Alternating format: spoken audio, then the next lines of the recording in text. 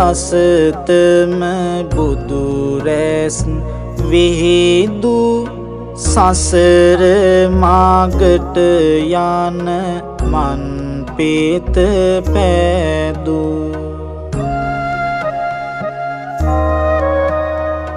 බුදු බණ පද ළඟ සුවසෙත සෑදු වන්දිමි ගායමි කාටිනයේ ගුණ සාදු දේශාදුකාර පවත්වන්න කාරුණික වාසනාවන්ත පින්වතුනි පින්වතියනි ඓතිහාසික කල්පඩ මල්ලස් රාජමහා විහාරස්ථානයේ 2025 වර්ෂයේ වාර්ෂිකව සිදු කරන කර්ණ චීවර මහෝත්සවයේ සමගාමීව ඊටාම වටිනා අවස්ථාවකට සම්බන්ධ වෙන මොහොත අපි හැම දෙනාම මේ අවස්ථාව තමයි තාම දුර්ලභ අවස්ථාවක් ඒ කලින වර්ෂයේ පෙරණි චාරිත්‍රානුකූල සම්ප්‍රදායානුකූලව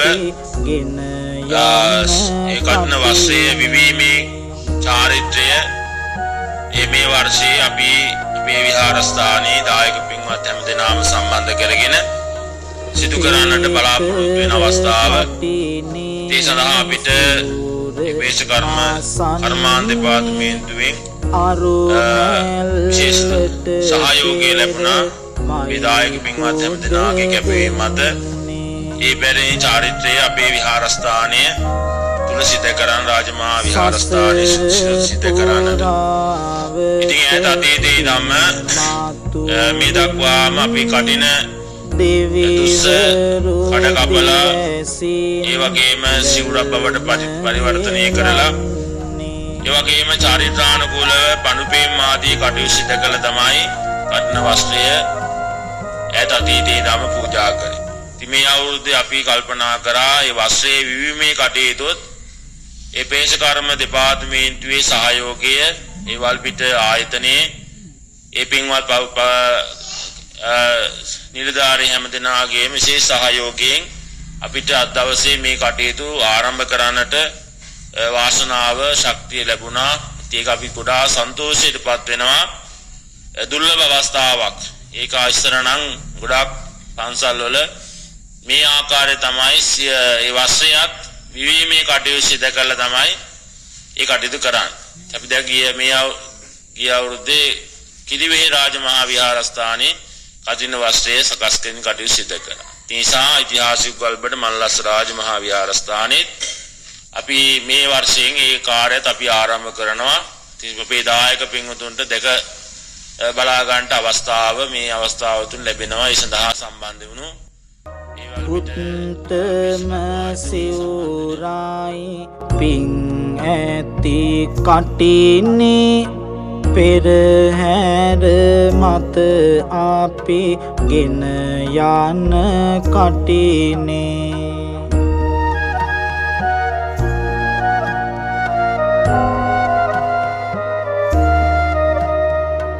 පේකර කටිනේ සිවුර මාසන්නේ අරුණැල්ලට පෙර මයි පුද දෙන්නේ